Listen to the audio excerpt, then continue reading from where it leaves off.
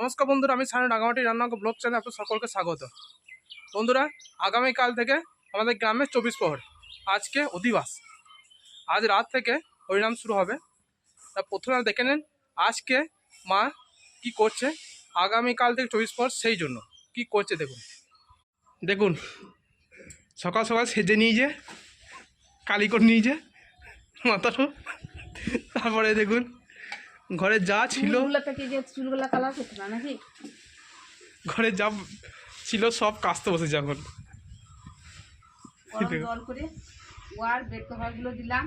কেমন লাগছে দেখুন।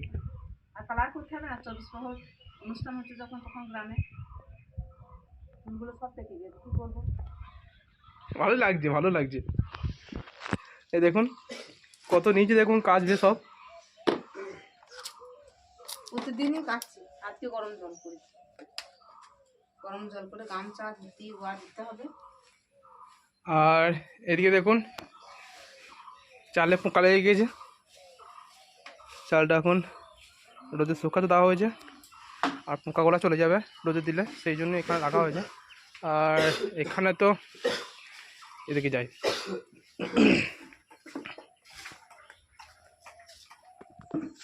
এখানে দেখুন কি হচ্ছে, পাতা পরিষ্কার চলছে। এই নেটের ওপরে অনেক পাতা পড়েছিল, এই নেটের ওপরে আম পাতা, সে পাতাগুলা সব পরিষ্কার করা হচ্ছে এখন।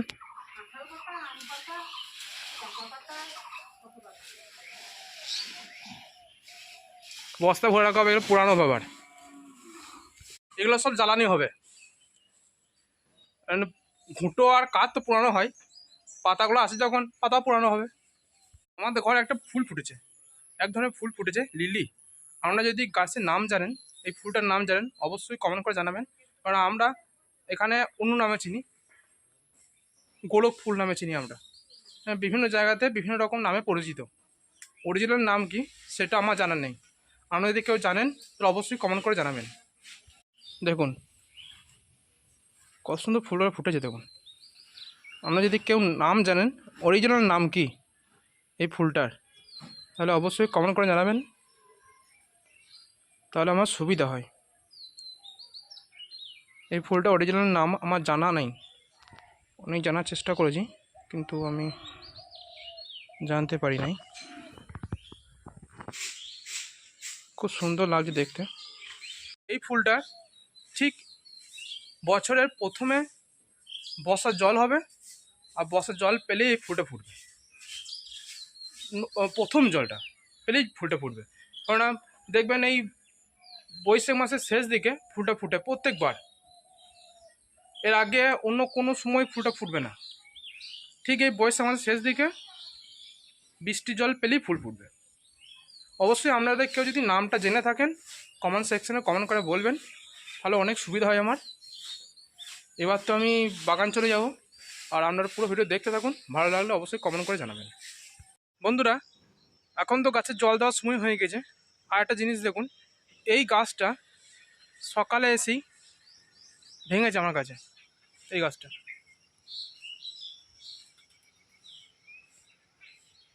এটা ফিলোডেন্ড্রনের গাছ এক ধরনের। আসলে গাছটা পড়ে গিয়েছিল নিচেতে, আমি সোজা করতে গেলাম আর নরম ডাল, নরম একদম কচি, সোজা করতে গিয়েছি ভেঙে গিয়েছে। এখন এই গাছটা আমি পটে বসিয়ে দেবো, পটে বসিয়ে রেডি করবো গাছটা, যাতে ভবিষ্যতে অনেক বড় গাছ হয়। সেই জন্য ভিতরে ইনডোর গাছে জল দিতে শুরু করে দিয়েছি আমি, আউটডোরে জলটা হয়ে গিয়েছে।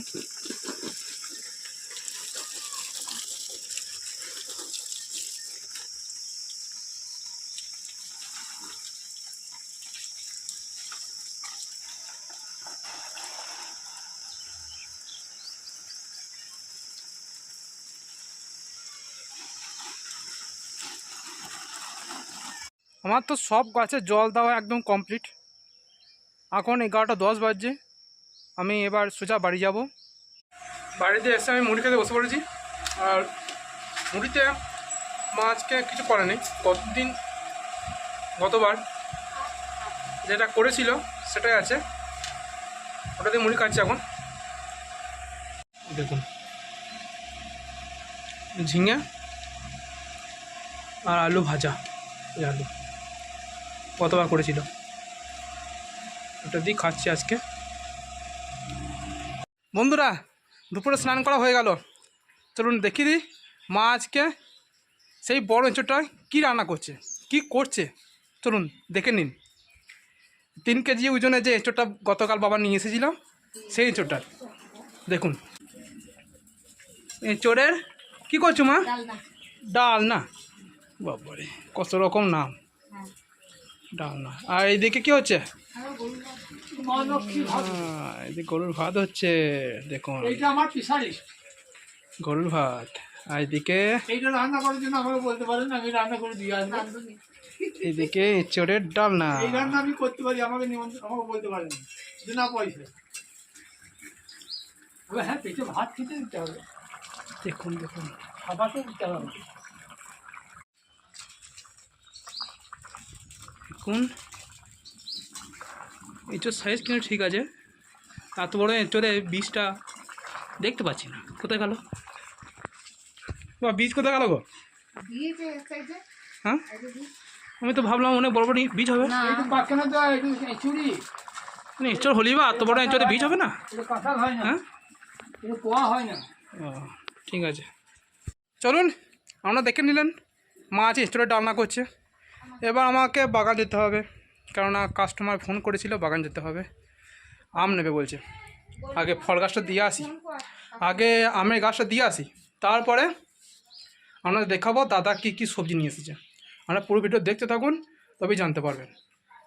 বাগানে যে কাস্টমার এসেছিলো 2টো আম গাছ কিনলো, গাছ দিয়ে দিয়েছি, আর কাস্টমার খুব খুশি গাছ দেখে। অবশ্য দাম দরও করেছে, বলছিল 10 টাকা করে কম নাও। আমি বললাম যে আমার যা দাম আছে তার থেকে আমি কম করতে পারবো না, যা অন্যান্য সেলার যা বিক্রি করছে তার থেকে আমি কম দামে বিক্রি করছি, কিন্তু যখন টাকা দিল তখন 10 টাকা কমই দিয়েছে। আর আমিও খুশি করে নিয়ে নিয়েছি, কেননা কাস্টমারের সঙ্গে দাম দর করতে হয়, তবেই সেটা অরিজিনাল দামটা সেলার পাই, আর কাস্টমার খুশি হয়ে জিনিসটা কিনতে পারে। মানে যেটা দাম দর করে আসবে সেটা জানতে হবে আমার পাওনা, আমি যেটা মনে করি। দাম দর কাস্টমারের সঙ্গে সেলারে দাম দর করে যে দামটা সেলার পাবে জানতে হবে সেটাই তার পাওনা, সেটাই তার অরিজিনাল দাম। আর যদি মনে হয় কোনো সময় সেলারে যে আমার একটা লোকসান হয়ে যাবে, তাহলে সেটা বিক্রি করার দরকার পড়ে না, আমার মনে করি সেটা। আপনাদের মত কীরকম অবশ্যই শেয়ার করবেন। আর বন্ধুরা এবার বাড়ি চলে যাব। বন্ধুরা আজকে 2টো ভিডিও 2টো ব্লগ ছাড়া হবে, কেননা গতকাল আমি সময়ে ভিডিও ছাড়তে পারি নাই, সেই জন্য আমি ভিডিও রেখে দিয়েছিলাম আজকে ছাড়বো বলে। আজকে আমি 2টো ব্লগ ছাড়বো, আপনারা অবশ্যই ব্লগ 2টো দেখবেন, খুব ভালো লাগবে। এখন বাড়িতে চলে এসেছি, আর চলুন দেখে নিই সবজি কী কী নিয়ে এসেছে। দেখুন কী কী সবজি নিয়েছে দেখুন, এখান থেকে শুরু করি। প্রথমে ঝিঙে, করলা, তেঁতো করলা, কাঁচকলা, দেখুন সাইজ দেখুন, কাঁচকলা অনেক বড় বড়, অনেক বড় বড় কাঁচকলা।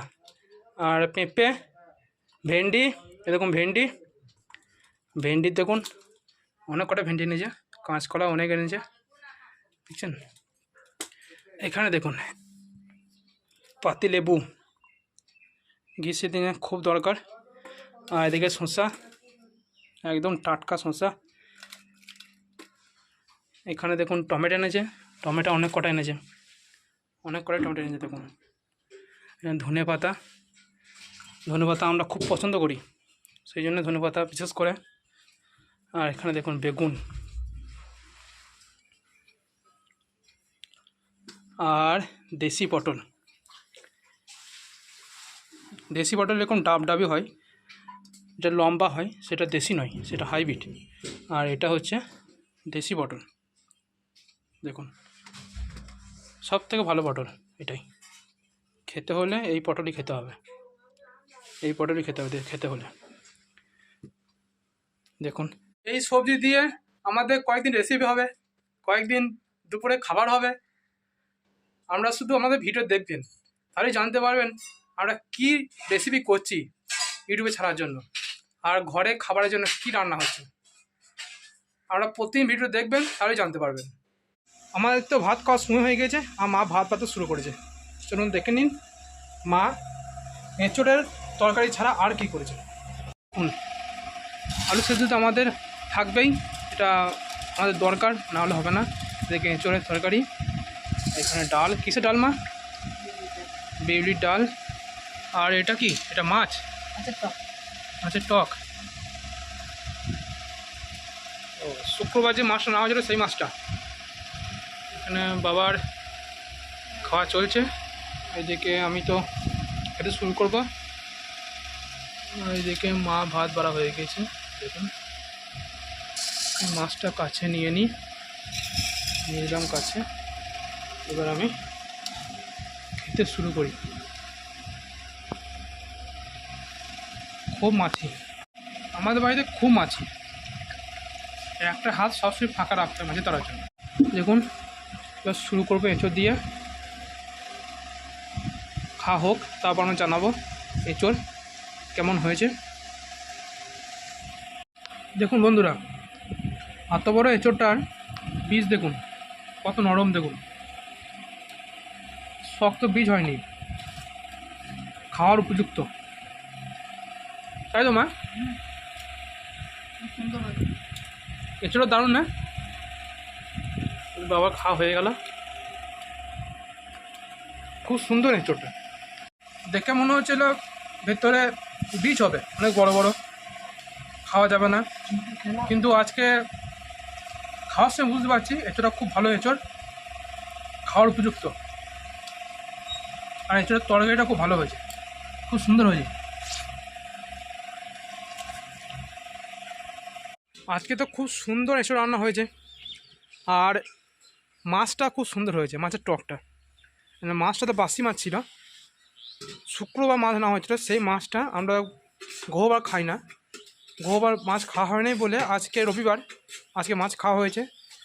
মা মাছ ভেজে রেখে দিয়েছিল, সেই ভাজা মাছ আজকে টক করেছে। খুব সুন্দর হয়েছে রান্না, খুব সুন্দর। বন্ধুরা আজকে ভিডিওটা আর বেশি বড় করছি না, ভালো লেগে থাকলে অবশ্যই এটা সাবস্ক্রাইব করে দিন, কমেন্ট করে জানাবেন। ধন্যবাদ, আর পরে ব্লগে দেখা হচ্ছে।